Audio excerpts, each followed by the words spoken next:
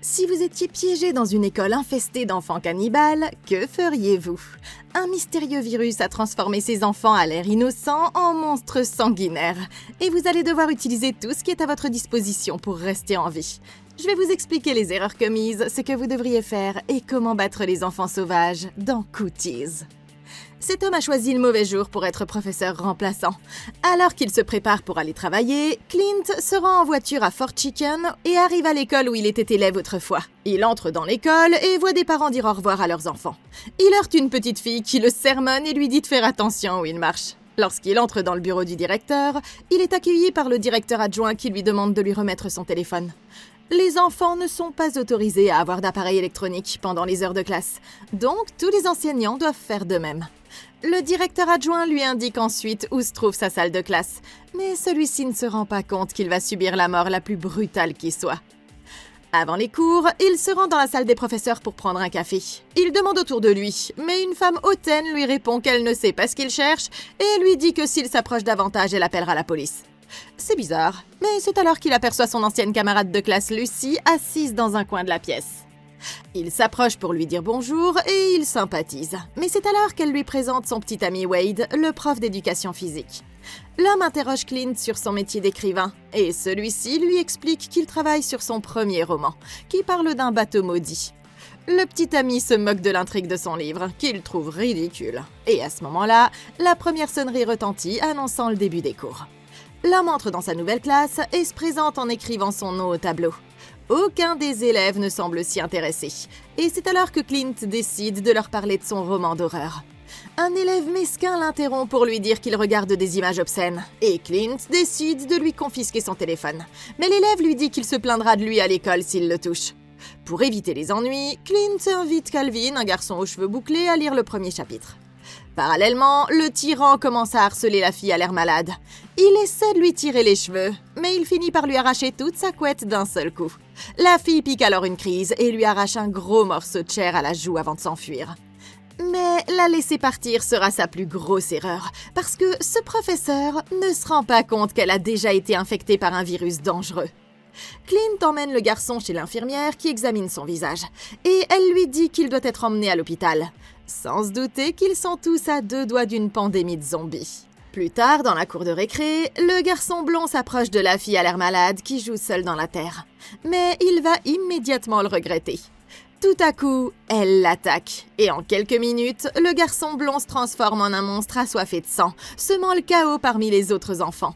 Le surveillant vient voir si les élèves blessés vont bien, mais il se jette rapidement sur lui pour l'éventrer et dévorer ses entrailles. Une autre enseignante vient voir ce qui se passe et subit le même sort que le surveillant. Ça fait donc 2 victimes, et il en reste 15. Le surveillant du parking appelle le directeur adjoint pour lui expliquer la situation. Ce dernier est sous influence, mais il pense être en train d'assister au cannibalisme des enfants sur un des enseignants. Réagissant rapidement, le directeur adjoint se précipite pour réprimander les enfants. Mais il le jette tout à coup à terre et lui ouvre brutalement les entrailles, comme ils l'ont fait avec les autres. Ça fait donc 3 victimes, et il en reste 14. Ok, ce principal adjoint est un imbécile fini. Aussi brutal que ça puisse paraître, il a honnêtement mérité ce qui lui est arrivé, parce qu'il avait toutes les chances d'éviter ça s'il avait utilisé son cerveau. Tout d'abord, avant de sortir à l'extérieur, il a reçu un appel d'Hugo qui lui expliquait qu'il pensait que les enfants étaient littéralement en train de bouffer Monsieur Peterson. Ensuite, le fait qu'il ait pris un moment pour regarder par la fenêtre aurait dû lui suffire pour confirmer l'histoire de cet homme. Regarder des enfants jouer à la marelle est très différent de voir un groupe d'enfants dévorer les entrailles d'un de vos enseignants. Donc, courir à l'extérieur sans se soucier de sa sécurité est la chose la plus stupide qui soit. Il aurait évidemment dû rester à l'intérieur et appeler la police en utilisant un des téléphones qu'il a confisqué à tout le monde dans le bâtiment. Mais si on regarde la situation dans son ensemble, impliquer davantage de personnes dans cette affaire pourrait mettre le monde en plus grand danger. Aussi effrayant que ça puisse paraître, il existe peut-être un moyen de gérer la situation nous-mêmes sans la laisser dégénérer en une véritable apocalypse zombie. Bon, la mauvaise nouvelle, c'est que nous sommes complètement dépassés en nombre. Et à en juger par les effectifs de chaque classe, il pourrait y avoir entre 75 et 100 élèves dans cette école. Mais la bonne nouvelle, cependant, c'est qu'il ne s'agit que d'enfants.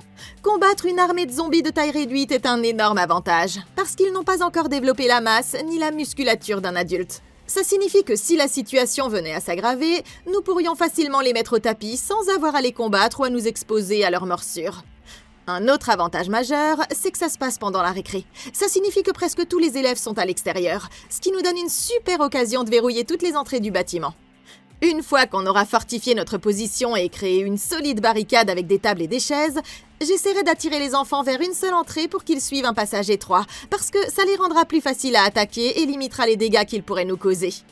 Dans la salle des profs, on peut voir ici qu'il y a 3 ou 4 couteaux qui pourraient servir d'armes, et si on les attache à des balais de la buanderie, on pourra créer des lances pour frapper à travers notre barricade et les éliminer un par un.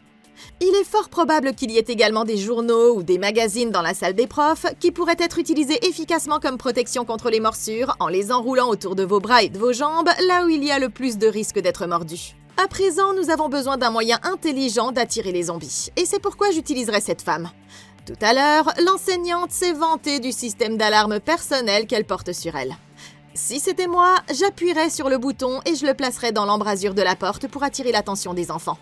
Ensuite, j'enverrai la moitié des enseignants au balcon de l'étage, où ils pourraient prendre tous les gros objets et appareils électroniques qu'ils sont capables de porter. Quand les enfants commenceront à se presser à la porte, ils pourront leur jeter les appareils sur la tête, leur brisant les os pour les rendre moins mobiles. Avec un peu de chance, ça pourrait même écraser leur petite boîte crânienne fragile.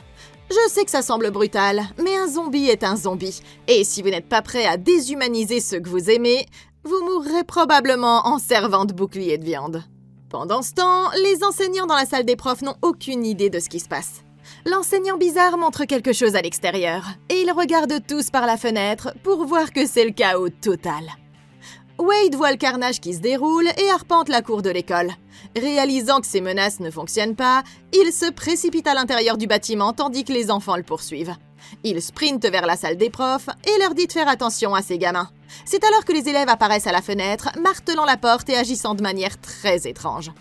Il remarque alors un policier qui arrive au loin. Il sort de sa voiture et dit aux enfants de se calmer, mais il n'a aucune idée de ce qui va se passer. Il fait passer sa main à travers la clôture grillagée et un des enfants lui arrache les doigts d'un coup de dent. Sous le choc, l'homme retourne en courant à sa voiture et s'enfuit. Mais tout à coup, une gamine surgit de la banquette arrière et le mord sauvagement au cou. Et le personnel regarde avec horreur le policier se faire assassiner par ces gamins déments. Ça fait 4 de moins et il en reste 13. Wade décide alors qu'il faut se tirer de là et passe à l'action. Il sort par la porte et se fait immédiatement prendre en embuscade par le petit tyran. Wade réussit à le repousser, mais le garçon se relève et jette Clint par terre. Le personnel tente de l'aider, mais en vain. L'élève se relève et plaque une des profs dans le casier, sous les yeux stupéfaits de tout le monde. Ça en fait 5 de moins et il en reste 12. Il décide de la laisser là et traverse le couloir. C'est alors qu'il trouve le prof de gym qui leur dit de le suivre. Il sort en courant par la porte d'entrée et se fait tout de suite massacrer par les gamins. Ça en fait 6 de moins et il en reste 11. Les enseignants paniquent et courent vers la bibliothèque. Ils aperçoivent Calvin qui les regarde fixement et Lucy lui demande s'il a une soudaine soif de sang. Le garçon ne comprend pas de quoi elle parle, alors Lucy le prend avec elle. Pendant ce temps, le garçon assoiffé de sang sort du casier, laissant entrer le reste des enfants zombifiés dans le bâtiment. Wade conduit tout le monde dans une salle de classe vide, mais cette petite fille enragée effraie le groupe et les pousse à reculer plus loin dans la pièce. Une fois à l'intérieur, les enseignants discutent de ce qui vient de se passer. Les enfants mangent des gens, et il semble qu'ils ne s'arrêteront pas tant que tous les humains non infectés ne seront pas morts. C'est alors que Calvin interrompt leur discussion pour expliquer qu'ils ont un truc contagieux, ce qu'ils appellent avoir des cooties. Parce que la toute première personne infectée était une petite fille. Lucy essaie de détendre l'atmosphère, mais Wade s'éloigne simplement. Tout le monde est choqué et déconcerté. Alors Wade décide de mettre au point un plan pour équiper chaque enseignant avec un objet pouvant servir d'arme. Clint lui dit que c'est une mauvaise idée et qu'ils doivent récupérer leurs téléphones qui ont été confisqués et appeler quelqu'un qui pourra mettre ses enfants en quarantaine. Lucy intervient et exige qu'il se calme. Elle suggère qu'il reste dans la classe jusqu'à 15h, heure à laquelle les parents arriveront. Et à ce moment-là, il leur suffira de courir sur le toit et d'appeler à l'aide. Ok, bon, c'est la pire idée au monde. Attendre que les parents viennent chercher leur gosse, c'est une invitation à une apocalypse zombie. Si un parent voit son enfant couvert de sang et de griffures, la première chose qu'il fera, c'est courir vers lui et le serrer dans ses bras. Si on n'agit pas maintenant, ça va créer un taux d'infection de 100% des enfants aux parents. C'est pourquoi, si c'était moi, j'essaierais de faire tout ce qui est en mon pouvoir pour éliminer autant de gamins que possible avant que ça ne se propage au monde extérieur. Bon, ce balcon à l'étage est clairement l'endroit le plus sûr pour opérer. Donc si on arrive à se bricoler une arme à longue portée et à tous les descendre d'ici, on devrait pouvoir régler le problème avec un peu de temps et de patience. Un des avantages de ce scénario, c'est que les coups physiques seront beaucoup plus efficaces contre ces enfants parce que leurs os sont moins solides. Si un zombie a les jambes ou la colonne vertébrale cassée, il aura beaucoup plus de mal à vous poursuivre. En fait, le crâne d'un enfant est 8 fois moins solide que celui d'un adulte, alors il faut profiter de cet avantage. C'est pourquoi je demanderai aux profs d'éducation physique de se procurer autant de balles de baseball et de filets à balles que possible, ainsi que de longues ficelles ou cordes provenant du matériel d'art plastique. En combinant tout ça, je fabriquerai un fléau de fortune. Je balancerai la balle pour frapper leur crâne fragile et je déclencherai l'alarme incendie pour m'assurer qu'ils se rassemblent tous en dessous de nous à portée de frappe. Nous devrons les éliminer un par un, mais tant qu'ils sont attirés par le bruit, nous devrions pouvoir mener à bien notre mission. Cela étant dit, nous avons besoin d'un plan de secours, parce que les parents vont arriver à 15h que ça nous plaise ou non, et nous n'avons pas accès à un téléphone. En gardant ça à l'esprit, déclencher l'alarme incendie devrait quand même résoudre beaucoup de problèmes. L'avantage, c'est que ça couvrira le bruit des voitures des parents quand ils arriveront à l'école, donc les zombies ne les attaqueront pas dès leur arrivée. Dans la plupart des épidémies de zombies, les bruits forts et l'odeur de la chair sont les principaux déclencheurs. Garder l'attention de ces élèves sur l'école rendra donc le monde extérieur beaucoup plus sûr. Ensuite, je créerai une grande banderole avec des fournitures scolaires provenant des salles de classe et j'écrirai « Tireur à l'intérieur, partez immédiatement où il tirera ». L'alarme aidera les parents à remarquer le message, et ils ne sortiront pas de leur voiture puisqu'ils auront une bonne raison d'être prudents. Personne ne croira à une invasion de zombies, mais ils croiront certainement à la présence d'un homme armé et n'oseront pas mettre la vie de leurs enfants en danger. Les parents appelleront immédiatement la police, et si les policiers arrivent en pensant qu'il y a un danger, ils seront eux aussi beaucoup mieux préparés à combattre les zombies qu'ils ne l'auraient été autrement. Quand elle baisse les yeux, la femme remarque un pansement sur le bras de Clint et lui demande ce qui s'est passé. Il montre une coupure sous le pansement, mais dit à tout le monde que ce n'est pas le virus. Terrifié, Wade l'attrape rapidement de force et l'enferme dans une autre pièce. Les autres enseignants se réunissent et le prof bizarre annonce que Clint est contaminé mais ne présente que des symptômes légers. Heureusement pour eux, il ne pourra infecter personne d'autre et ne deviendra probablement pas violent. Les enseignants ne sont pas d'accord avec son hypothèse, mais ils conviennent de surveiller ses symptômes, et s'il ne devient pas agressif, de le laisser sortir à 15h. Pendant ce temps, dans la cour de récré, les enfants sont devenus de véritables barbares et ils jouent avec les membres des enseignants assassinés. La scène est horrible, mais elle est sur le point d'empirer considérablement. Dans la salle de classe, les enseignants ont attendu et il est enfin 15h. Les profs se dirigent vers le balcon de l'étage et regardent la première maman qui arrive en voiture pour récupérer son enfant. Mais elle ne se rend pas compte que quelque chose ne va clairement pas. Elle laisse son fils monter dans la voiture sans se poser de questions. Et il tue son petit frère avant de s'en prendre à sa mère.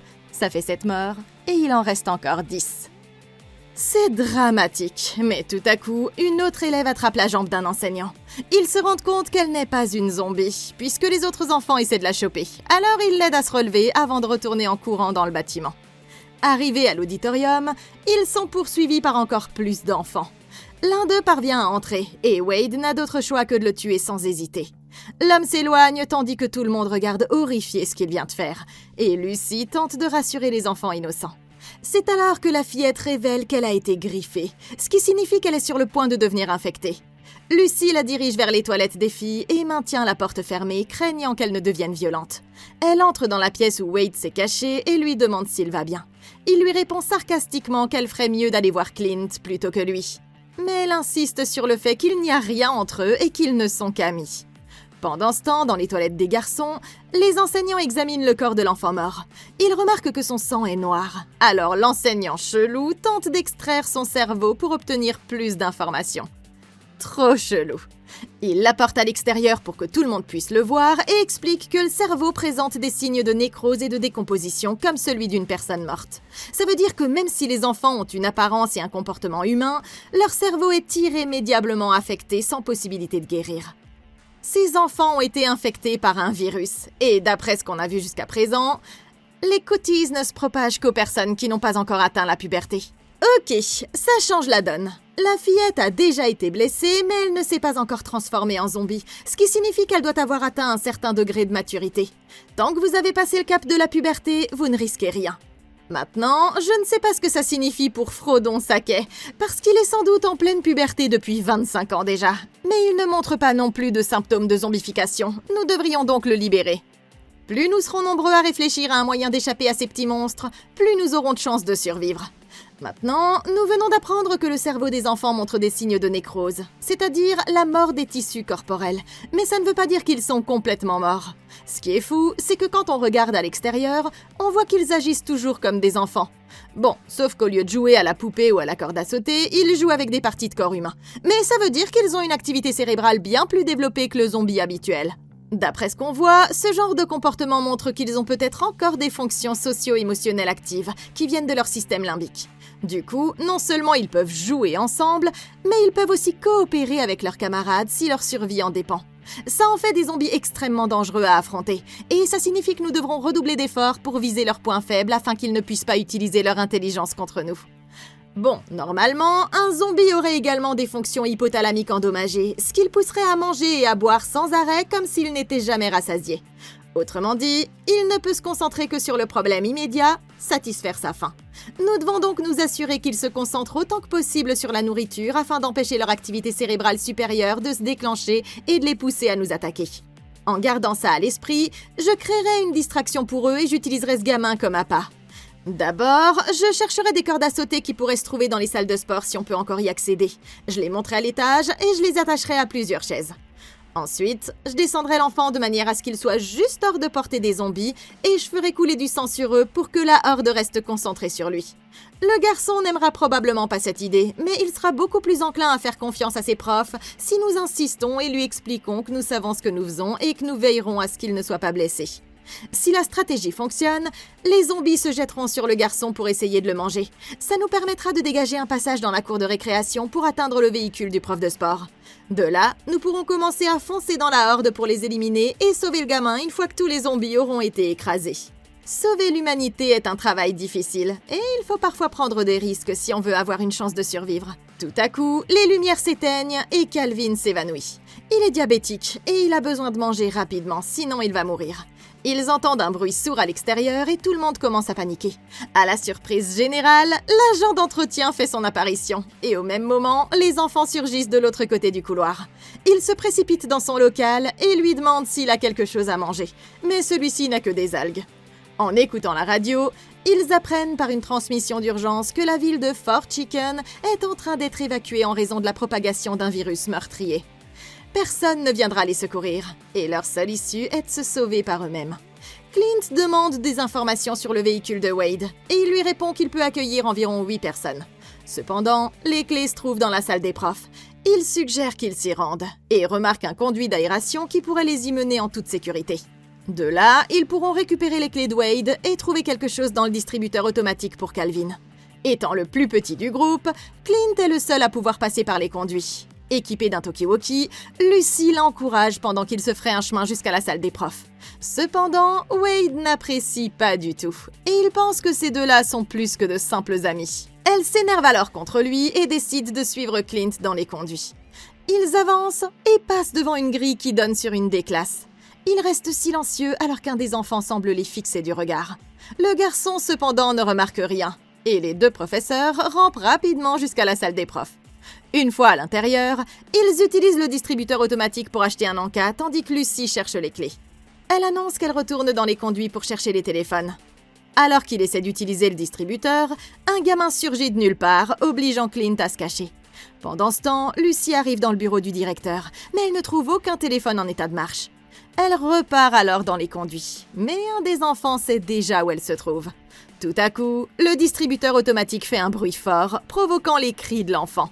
Clint parvient à insérer le billet d'1$, à prendre le snack et à sortir par les conduits. Mais le zombie se rapproche derrière lui.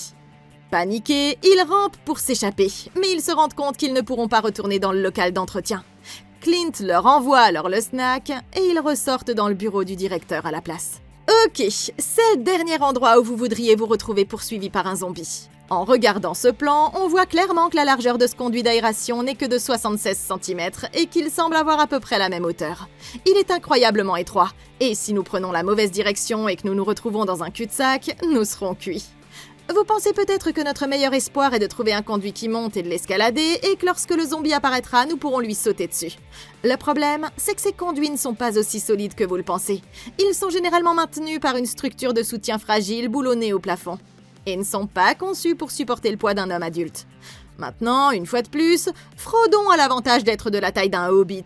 Mais la vérité, c'est que piétiner un zombie à mort ici risquerait de détruire tout le conduit. Et ça ferait tellement de bruit que tous les autres gosses du bâtiment seraient immédiatement attirés vers nous. Remonter dans le conduit d'aération équivaut à une condamnation à mort. Et c'est pourquoi si c'était moi à leur place, je m'assurerais d'emmener le zombie hors de la pièce, où nous aurions plus facilement la possibilité de lui échapper. Si vous regardez contre le mur, vous pouvez voir qu'il y a une colonne de classement qui contient probablement des archives administratives datant de plusieurs années pour chaque élève de cette école. Ces trucs sont lourds. Alors, en gardant ça à l'esprit, je courrais à travers la pièce et je grimperais sur le meuble en attirant le zombie vers moi. Une fois qu'il se tiendrait à côté des tiroirs, je m'appuierais contre le mur et je pousserais la colonne, écrasant le zombie au sol. Une fois qu'il sera coincé, nous pourrons lui fracasser le crâne avec tout ce que nous trouverons à proximité. Ça résoudrait la menace la plus immédiate. Mais à l'heure actuelle, il y a un danger potentiel que personne ne prend encore au sérieux. Ce prof de sport commence à devenir incroyablement jaloux parce qu'il a vu sa copine parler un peu trop avec le nouveau. Et plus vous passez de temps avec cette fille, plus ça va l'énerver. Quand on est dans une situation de vie ou de mort, à l'aube d'une pandémie zombie, les lois et la moralité sont très vite balayées. Si cet homme devient suffisamment jaloux, rien ne l'empêchera d'utiliser son ennemi comme bouclier de viande et de nous donner en pâture aux gamins en bas. C'est pourquoi si c'était moi, je commencerais à me concentrer sur la cohésion et la coopération de notre groupe. Plus nous nous ferons confiance, plus nous tiendrons longtemps ensemble. Et si j'étais Frodon, au lieu de parler à sa petite amie, je dirais simplement à tout le monde que je suis gay. Certes, ce serait pas vrai et vous risqueriez alors d'attirer plus que de raison l'attention de ce type. Mais ça empêcherait notre plus grande menace en interne de devenir parano, et il nous ferait alors confiance. Ils sont obligés de se rendre à la bibliothèque et de déplacer le bureau devant le conduit afin que les enfants ne puissent pas s'échapper. Mais ils découvrent tout à coup les restes macabres d'un des enseignants. Horrifiés, ils réalisent que les enfants s'apprêtent à se rendre dans le local du concierge, alors ils tentent d'alerter les autres. Le groupe essaie de bloquer les grilles d'aération, mais à présent, ils sont piégés à l'intérieur et n'ont plus nulle part où aller. Pendant ce temps, dans la bibliothèque, Lucy pleure dans les bras de Clint, et elle lui dit qu'elle n'arrive pas à croire ce qui s'est passé. Il lui avoue qu'il a menti en disant qu'il était écrivain, qu'il a toujours été enseignant à New York, et que la seule raison pour laquelle il s'est inscrit à ce programme d'été, c'était pour la revoir. Ils s'embrassent, mais se rendent vite compte qu'il y a des choses plus importantes à régler, et ils décident de se concentrer là-dessus. Lucy appelle Wade sur le talkie-walkie, mais il ne parle que de ce qui s'est passé pendant la journée. Elle lui dit que ce n'est vraiment pas le moment, mais il insiste. Clint prend le relais et avoue qu'il est en fait un vrai loser qui vit encore chez sa mère, avant de s'excuser d'avoir causé des tensions dans leur relation. Ils règlent ainsi leurs différends et se remettent au travail, Clint ayant une idée géniale. Il ouvre la porte et voit les enfants en train de caresser le corps des enseignants décédés. Il leur jette un paquet de pilules d'Adderall et les regarde les avaler. Pendant ce temps, dans le local, Wade prend les choses en main et élabore son propre plan. S'emparer de tout ce qui peut servir d'arme et se frayer un chemin hors de l'école. Clint va voir les enfants pour s'assurer qu'ils ne représentent plus une menace après avoir pris trop de pilules. Et il se rend compte que c'est maintenant ou jamais. Il dit à Wade de les rejoindre dans le hall principal et de se diriger vers la porte arrière pour monter dans son véhicule. Ils quittent alors tous la pièce sans encombre et rejoignent Clint et Lucy. Wade prend les choses en main et aperçoit le premier des élèves. Il tire sur l'enfant avec une balle de baseball et continue d'avancer dans le couloir, éliminant tous ceux qui représentent une menace. Le plan fonctionne et les enseignants parviennent à sortir du bâtiment. Mais ils sont alors confrontés à des dizaines d'enfants et décident que leur seule option et de se frayer un chemin à travers ces monstres sanguinaires. Les enseignants parviennent finalement à atteindre la cour de récréation en toute sécurité. Cependant, des dizaines d'élèves assoiffés de sang se dressent encore entre eux et le véhicule. De son côté, le responsable de l'entretien combat les enfants dans le couloir. Les enseignants se tiennent prêts, et n'ayant pas d'autre option, ils se lancent tête baissée dans la mêlée. Ok, ces professeurs ne réfléchissent pas correctement. Tout d'abord, un pistolet à balles est super cool, mais l'homme n'a que 13 balles à sa disposition et dépend d'une machine énorme qui rend pratiquement impossible toute fuite rapide en cas de danger. On doit s'attendre à ce que sa précision soit considérablement réduite, parce qu'il tire ses balles à partir de la hanche dans un angle décalé, et les seules cibles qui fassent la différence, ce sont leurs petites têtes. La décision la plus intelligente serait donc de retirer les munitions de l'équation afin que l'arme soit aussi réutilisable que possible. Ce truc tire probablement des balles à une vitesse de 95 km/h, mais vous serez probablement à court de balles avant même d'avoir atteint l'extérieur, et vous devrez courir comme un fou pour récupérer vos babales. C'est sans conteste l'arme la plus stupide de toutes celles présentées ici, y compris celle-ci. Et c'est pas peu dire. Si c'était moi, je combinerais l'arme de ce type avec les balles de baseball, parce qu'on peut la balancer autant de fois qu'on veut tout en gardant les zombies à distance et en obtenant quand même l'impact puissant d'une balle de baseball en pleine tête. Maintenant, utiliser la Ritaline était une excellente idée, et le fait que les enfants zombies aient mordu à l'hameçon prouve qu'ils sont capables de fonctions cérébrales bien supérieures à celles que n'importe quel autre zombie devrait normalement avoir. Je veux dire par là que ces créatures sont encore vivantes, et qu'elles ont des souvenirs de ce qu'elles étaient autrefois. L'idée du prof remplaçant d'utiliser ça contre eux était donc excellente. Le problème avec cette théorie, c'est que la Ritaline est en fait un psychostimulant. Ce médicament est conçu pour booster la concentration et l'attention en augmentant le niveau de dopamine dans le cerveau. Des essais cliniques ont également montré que seuls 2 à 4% des patients souffrant de TDAH ressentent de la somnolence après avoir pris ce médicament. Et ce n'est pas une statistique sur laquelle je serais prête à parier ma vie. En fin de compte, stimuler la capacité d'un zombie à se concentrer et à se focaliser sur ses objectifs n'est pas quelque chose dont nous ayons besoin pour le moment.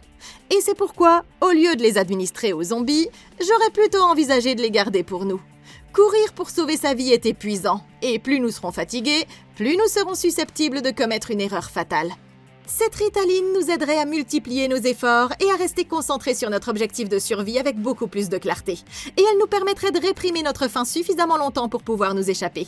Les enseignants font de leur mieux pour repousser les enfants sans céder à la peur. Ils parviennent à atteindre le véhicule, mais tout le monde n'est pas hors de danger. Wade est pris au piège et doit lutter contre les petits tueurs.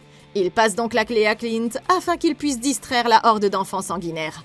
Les enseignants assistent alors à la mort apparente de Wade tué par la horde. Clint démarre rapidement, laissant Fort Chicken derrière lui. Enfin à l'abri des événements insensés qui viennent de se produire. Cependant, leurs ennuis ne sont pas encore terminés. Clint se rend compte que le niveau de carburant du véhicule est bas et qu'ils vont se retrouver coincés au milieu de nulle part. Tout à coup, un des enfants zombies apparaît sur le toit. Les enseignants paniquent et Clint appuie à fond sur les freins, projetant l'enfant zombie dans les airs.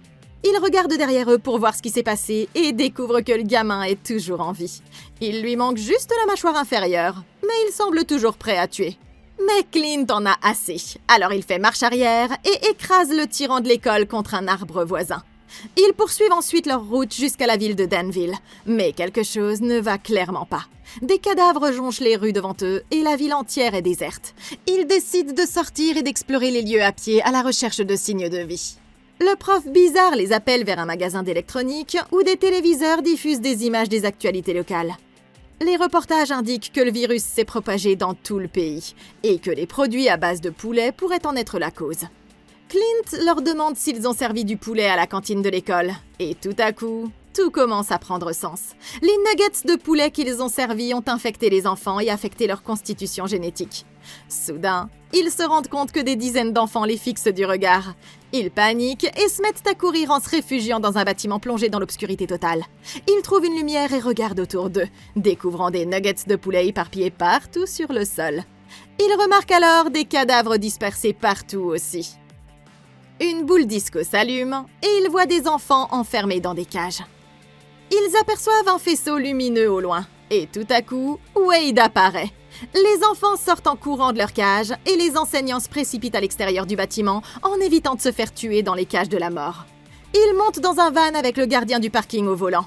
Wade asperge le sol d'un liquide mystérieux et allume une allumette. C'est un produit inflammable et il met le feu au bâtiment tout en regardant les enfants brûler vifs.